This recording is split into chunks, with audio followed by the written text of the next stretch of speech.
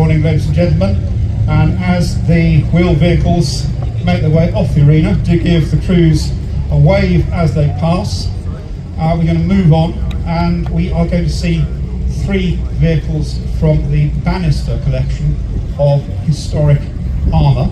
And you've seen some wheeled vehicles, and you know what they do on the battlefield. They're all about reconnaissance and liaison. I think it's time to move on, and we're going to see some around the arena. But here we have the Stuart, followed by the Grant, and then Chaffee bringing up the rear.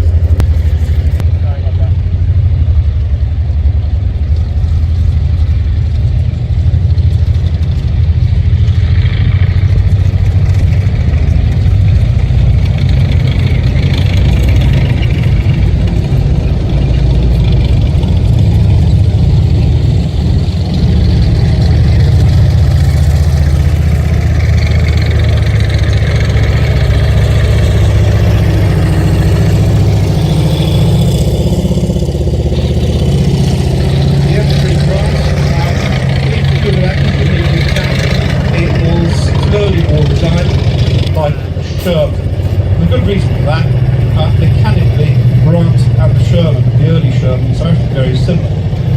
VPS suspension, they've got the same Wright Continental R975 engine. The thing is that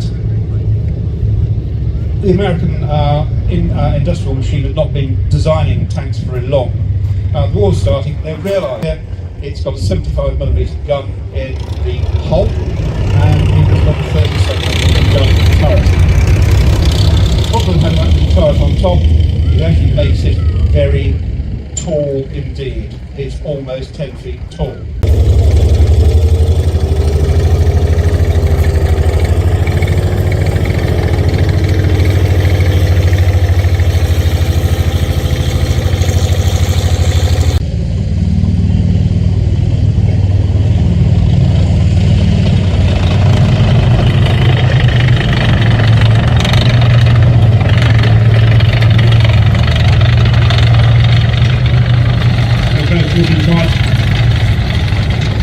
Not exactly anxiously, but looking. This is actually the successor to the M5 Stuart you saw earlier. And they're realising that as a reconnaissance vehicle, the Stuart had a survivor from one of only 300 in the first place. Now, just talking a little bit about the future, because obviously, William, you are one of our trustees. You're very, very generous in terms of we have these vehicles on loan and using the displays. What else have you got waiting for us? There's an idea behind the MAD plan in the sense that I found myself in a position where the museum has a certain amount of vehicles that run from World War II used by the British Army, but there are gaps in the running collection. And I think keeping vehicles here and seeing them as you are today, keeping that history alive is important. And so I've identified with the team a few the gaps of our running. The idea is we find the idea of the end of World War II being 100 years away. I find that quite scary because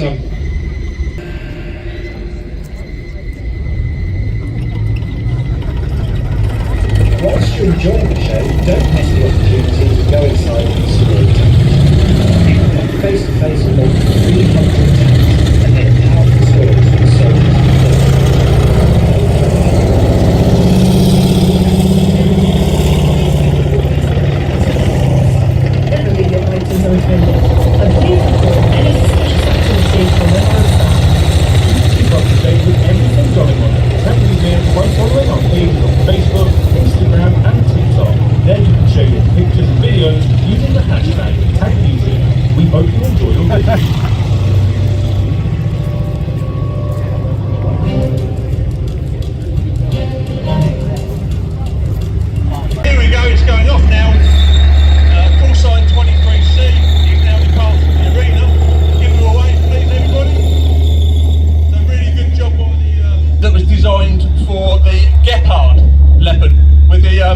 With the anti-aircraft, 2 anti-aircraft guns fixed to it.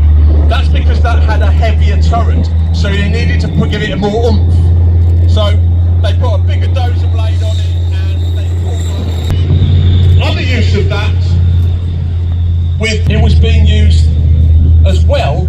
We see a development with the British Army with the Hippo. This has been reused with the Royal Marines, and 4 of them were being used as a beach. It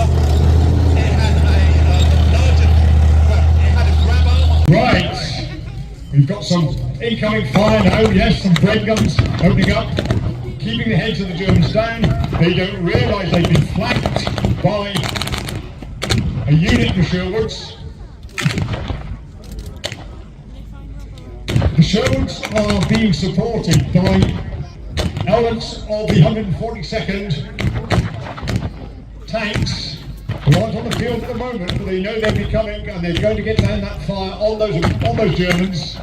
As you can see now, they are enfilading, they're flanking the German fire, splitting them between the support weapons, the Brenns or what have you, on the far side there, and now the infantry are closing hard. We've got the Sten in action there. And the Germans are retreating now. Now this is not a rout, ladies and gentlemen, this is a prepared retreat. They know exactly where they're going. There is a secondary line that they're falling back to. So it's now turning into a firefight between the Sherwoods and the DAK, the Deutsche Afrika Korps. Now the Afrika Korps know if they hold on, they have been promised reinforcements themselves. The Sherwoods are waiting for the heavy infantry tanks and 48th Forward Tank Regiment, 48 RTR, who haven't yet appeared on the battlefield. But the Germans know that Hitler has reinforced Tunis. He's sent in 504 Schwerpanzerabteilung, the 504th Heavy Tank Battalion. Mark 6 Panzers, the Tiger. Now, that's what they're waiting for. The Germans know if the Tigers can appear on the battlefield, that could simply swing. It's not going to be capable of facing out to... we've got some artillery coming in. It's not going to be capable of facing up to some of the heavier or even the medium German tanks. So, as far as the Afrika Korps are concerned at the moment, that Stuart is a significant factor on the battlefield. They don't seem to have anything, or I'm not seeing any anti-tank move to have to abandon their Pak 38, which has been taken over by... hello! They have got anti-tank gunners, Pak 36! And here it comes, Matilda II, the Queen of the Desert. Infantry moved forward at the pace of the infantry, mounting what was then the standard British anti-tank gun, the 2-pounder, which is a 40mm anti-tank gun. Now we know the Germans don't like these very much. David mentioned the fact that in the fighting in France, it was vehicles like this Matilda and the French Char which shook the Germans a little bit. They weren't able to penetrate its armour. Now the Matilda is again swinging the battle in favour of the Allies. That Pak 36, that 37mm anti-tank gun, the one they did for the Stuart, won't be able to stop the Matilda. So the Allies here, the Sherwoods are advancing. Germans haven't given up by any manner of means. They'll be falling back to go to open this door to Tunis. Okay, where is 504th? Where are the Mark 6 Panzers? Where are the Tigers? We've been promised Tigers. But at the moment, remember, this position is well within range of British naval guns from firing from the Mediterranean. So, almost a bayonet range. And they're pinning the Germans down there. Hello, we've got one going in fast there, look. Oh, a bit too fast perhaps. There they go. Again, getting a flank. The Americans had a saying, find them, flank them, find them, fix them, flank them and finish them. It's a fairly standard military tactic. The British here are trying to flank the Germans to force them out of those prepared positions, to use Allied lives thus far. And at the moment, the Sherwoods have got the upper hand. We've got a Panzer coming in here now. This is the Panzer Mark III. The closest thing the Germans have to a cruiser tank, 50mm cannon on there. It's a serious bit of kit. It was originally intended, as David said, to be the main gun tank, if you like, of the Wehrmacht. It's been replaced a little bit by the Mark IV, but here he comes in. He's a very... Panzer III, again, now the battlefield is swinging back in the opposite direction. The Sherwoods are being flanked themselves by the Fallschirmjäger. That Matilda, it's not really going to want to mix it with the Panzer III. It's moving away.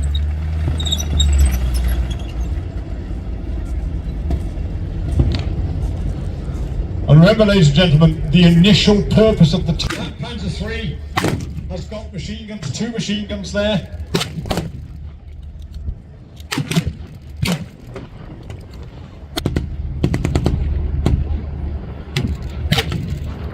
And again, it's become a...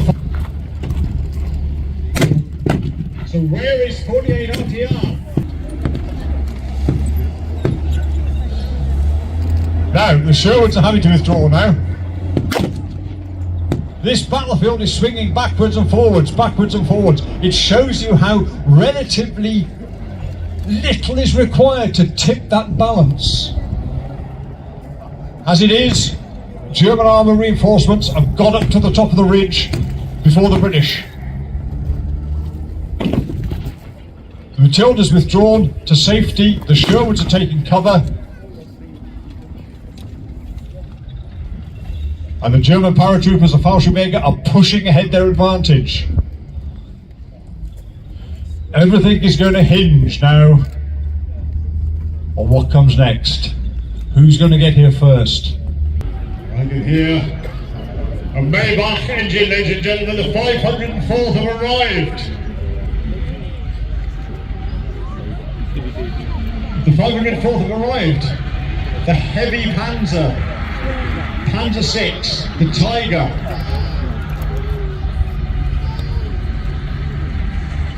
Arguably one of the first of Hitler's Wunderwaffen, wonder weapons. This was going to be one of the weapons that dominated the battlefield.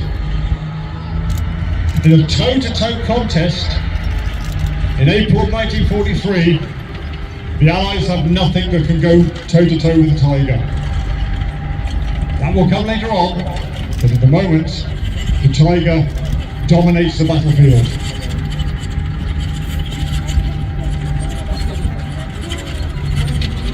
Now the Sherwoods, in the absence of viable armoured support, are going to have to try and do something to stop this beast. There's not much they can do. The weapons they've got in their arsenal are fairly limited. At this stage, the only infantry-launched anti-tank weapon is the so-called projectile infantry anti-tank, the Piat. Rather more effective, I think, than most people give it credit for. It was a hollow-charged weapon, capable of penetrating a considerable chunk of armour plate if you hit it square on. If you hit a glancing blow, you forget about it, just bounce off. And the Piat was spring-loaded. I'll say that again, it was spring-loaded, it wasn't a rocket, it was a big spring in there that fired the shell, and it was harder to reload. You had to stand up to reload it. It was harder to reload than a medieval crossbow. So it was a one-shot weapon. That's all they've got. But some of the Sherwoods, showing admirable innovation, have moved up to the Pak 38, which the Germans have been forced to abandon in their first attack. That's a 50mm anti-tank gun. Now, none of these Sherwoods are gunners. They know how to fire a gun, but they're not gunners in the sense of artillerymen. Just in saying that Maybach, you get a very clear impression of just how powerful that machine is. Now, there's some artillery coming in. An attempt to try and break up the German attack.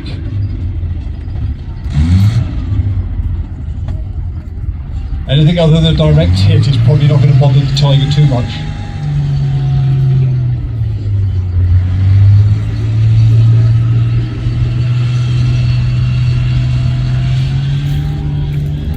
Now just imagine, ladies and gentlemen, like 5 meters That is absolutely terrifying. Now he's taken up a position, got the high ground. It's going to be that spring-loaded anti-tank projector.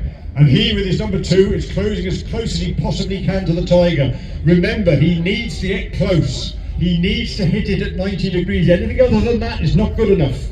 It's going to bounce off. Come on, Sergeant. Keep your head down.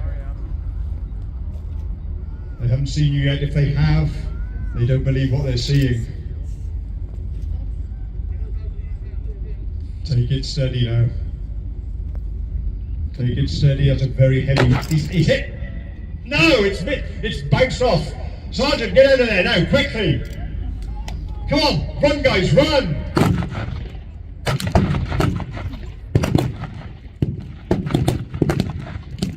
That's woken the Germans up again. They're laying fire down on the Sherwoods. Well, that was it. That was the one chance the Sherwoods had. Where is... It's a Churchill tank coming on the battlefield. Now, the Churchill is heavily armoured. It's as heavily armoured as the Tiger in many respects. The gun it's got on there is a 6-pounder, a 57mm. So we've got 2 heavily armoured vehicles going up against each other, a 57 against an 88. On paper, it doesn't look like an even contest. But the one thing about the Churchill is it can get itself into outrageous positions. The Churchill's taken out the Panzer III. We're beginning to redress the balance again. Considerable firefight going on. You can see the British reinforcements joining the field. This is nip and tuck, ladies and gentlemen. The British reinforcing, but the Germans have got their Tiger. Is that going to be decisive? Yes, the Fallschirmjäger, the Churchill can at least engage, have a go at engaging the Tiger.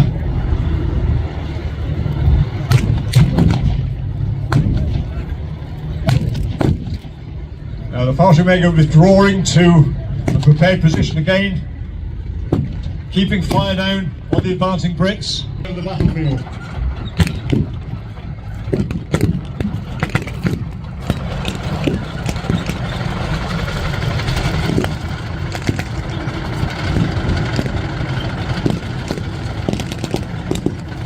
There we go. Sherwoods have got their Brent in action again.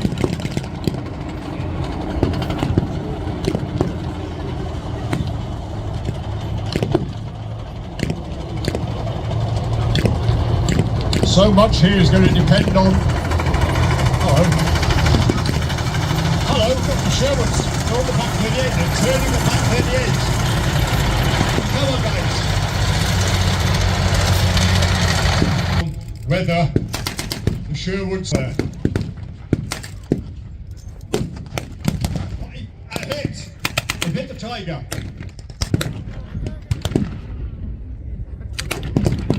And there's smoke. There's smoke coming from the Tiger, ladies and gentlemen. They've managed to penetrate it.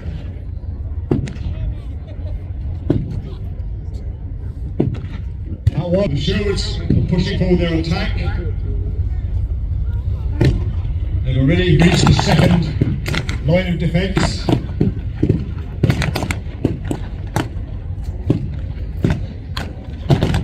It won't be long now, ladies and gentlemen. There's no way. There they go, even the Fallschirmjäger withdrawing. They've decided that they don't want to be killed. Germans who find themselves fighting in a foreign land. And it gives us a chance to have another look at some very, very iconic World War II vehicles, Matilda II. In 1920 and 1935, in the whole of America, they only made 35 tanks. They were experimenting. They have a very small army after World War I. Congress does not want to spend money, but they do a few other tanks to replace it as an infantry tank. In other words, again, thick armour. And that becomes a Churchill. The rule for the Churchill, they say to the designers, it's got to be built, it's going to have thicker armour, so we need to upgrade them. We put a howitzer in the hull of the Churchill, copied again by, well, we're going to see the Grant tank in a moment. This is a Mark III Churchill, which we made about 675 of. They put that new 6-pounder gun on it. We've already designed it in 1940, it doesn't really get out there till 42. But it's a very effective anti-tank gun. Size of the hull, 57mm. But it can fire a powerful armour-piercing shot.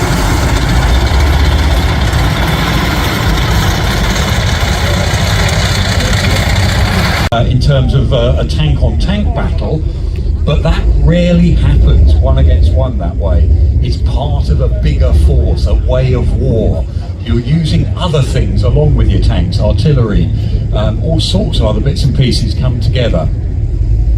Now we've obviously got the Tiger, you'll see that move again, but one of those earlier tanks that the Germans I mentioned before, Panzer I, Panzer II, let's cut our teeth, let's learn about tanks. We can use them if we have to in battle. They have got real armour plate on.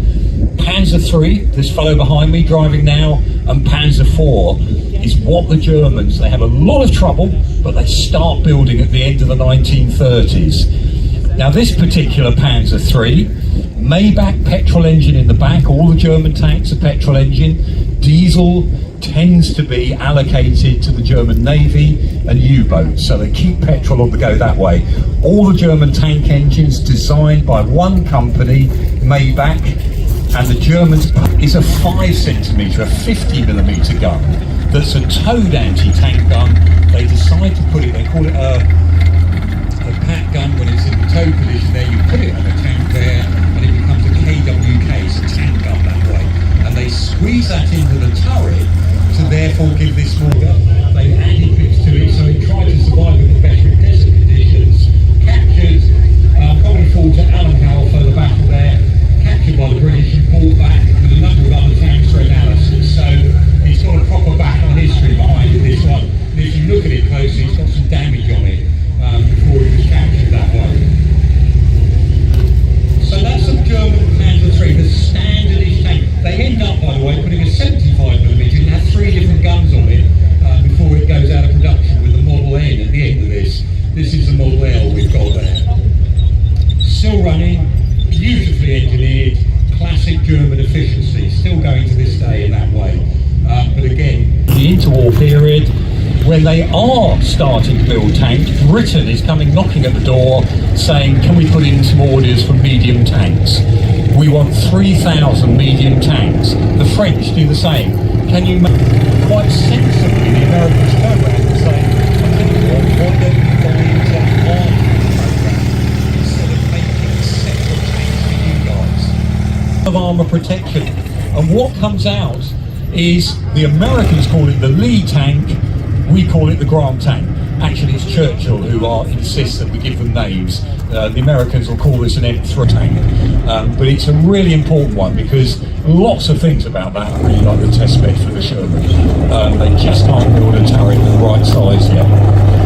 So what's going on out in Russia? They're the one nation between the wars that built tanks in numbers. They copy the American Christie design is sent out there. They buy a copy of it. They come to Britain and they buy a Vickers export tank in 1930. They buy 34. Starts the war with a 76mm gun. You can see the war in the museum. Smaller gun. Lovely sloped armour. The idea of sloped armour, not just for ricochets, but it means that you are thickening the amount of armour around horizontally travelling. It's going to try and penetrate. This particular version was actually made just after World War II in Poland. It's got the larger turret. They were going to be powerful, and it's got more room in the turret that you can actually get 3 guys in that turret. The earlier model, 2 of them squeezed in there.